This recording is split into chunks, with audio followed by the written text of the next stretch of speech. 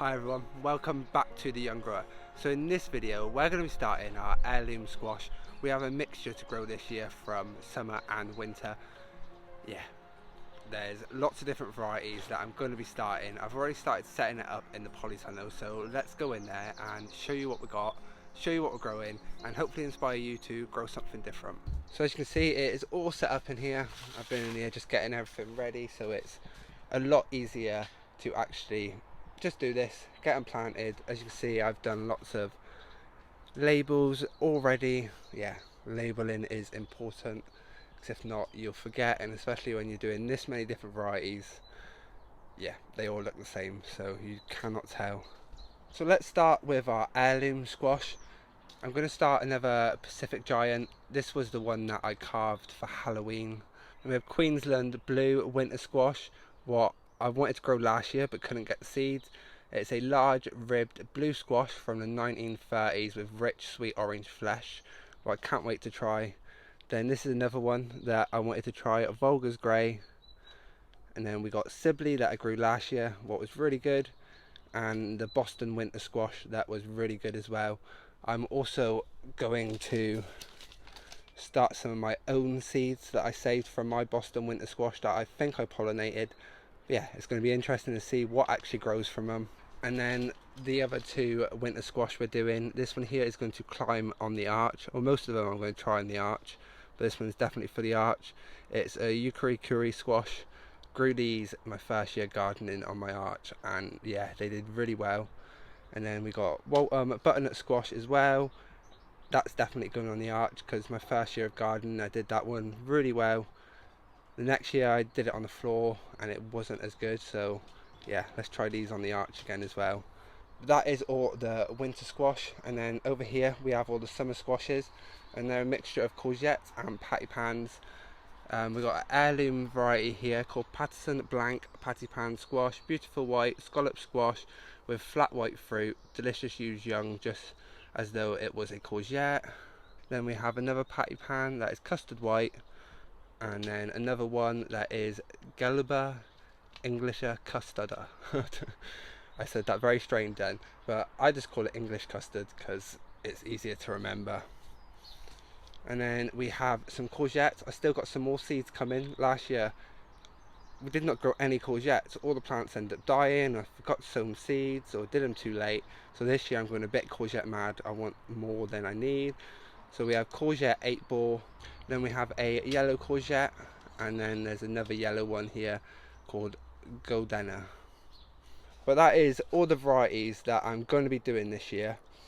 There's a lot, but I'd rather have too many plants. I know I can grow a couple of each, so we have a little bit of an extra space where we can grow some extra squashes on a bit of my neighbour's plot that we borrow.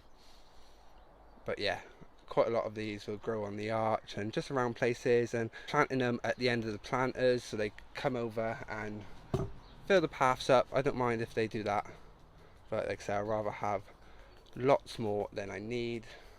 Now that I have shown you what varieties I'm growing this year, it's time to get them planted, and I've just filled all my pots up with multi-purpose compost. It's nothing special, it's just multi-purpose compost from the garden centre. Last year I would have just started them in these, and I've actually ran out of them. I left them at home. So what I've decided to do this year is start them all in big module trays and pots.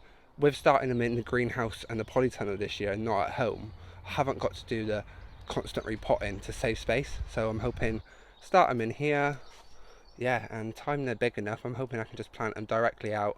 If not, we'll plant them on, but we'll follow these plants and the progress they make over the year and see how they get on.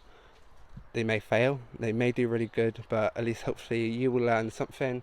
So what we'll do, we'll get to sow in the first variety, and I'll show you how I do that, and then we'll get on with the rest. Yeah, so let's do this. So I'm going to show you how I sow these ones, and I'm going to do exactly the same to all of them. What I'm going to do, we'll get the seeds if they want to come out. There should be at least 10 seeds in here. So what we're going to do is just part the soil like a little trench or a little hole, about 1.5 to 2 centimeters deep, and then you want to plant them on their side. so when they go in the hole they stay on their side, because if they go in and they're flat like this they could rot. So if you go like that, it will stop the water from sitting on this part and rotting it. If I'm honest with you, I've not seen much difference when I have done this, but a lot of the garden companies and seed people will recommend sowing them on their sides. Yeah, so I'm gonna get all these done exactly the same.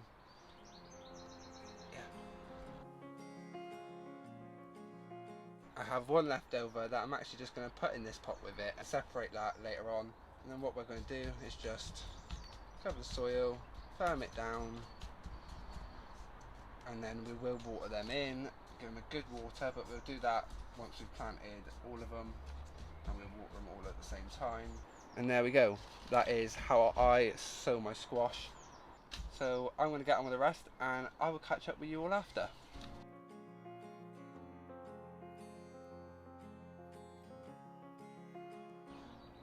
So as I am planting the seeds, I'm actually going to plant the bigger ones first, and then I'll leave the other ones, and my plot neighbour will probably use them. They probably grow just as good, but I want to grow the best ones I can, so I'm going to do the bigger seeds and the better looking ones.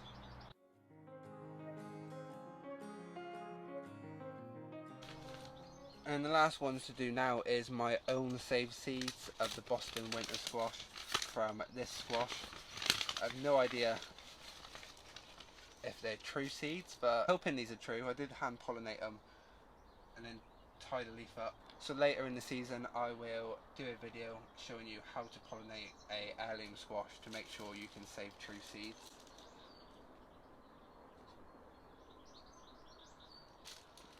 The seeds look really good. So now we're on to do the patty pans, and what I'll do, I'll just show you me doing one of these and then we'll get them done. So these here are Jiffy Pellets, and they come compacted and very dry. I've had great success with these. I know some people haven't, but yeah, they're good. I really like them. Only reason I'm not doing every single one this way is because I left them at home and I wasn't going back home to get them. But yeah, you just add water and they expand and then they're ready to plant, and you just make a hoe. But yeah, let's get these ones sown, and I'm just going to show you quickly how I do it.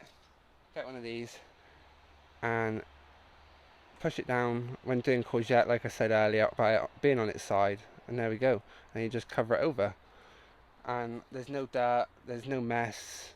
Yeah, it's simple, it's easy, it's just what I love. But the best way to make a hoe is just do this prior to planting them.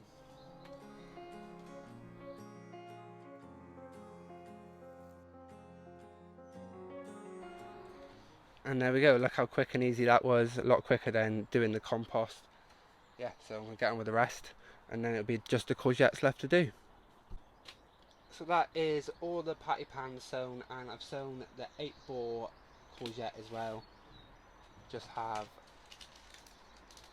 that courgette and that one left to sow, and get some more pots. So I'm going to try and do all of these seeds, because last year we ended up with no courgettes, and that was me and my plot neighbour.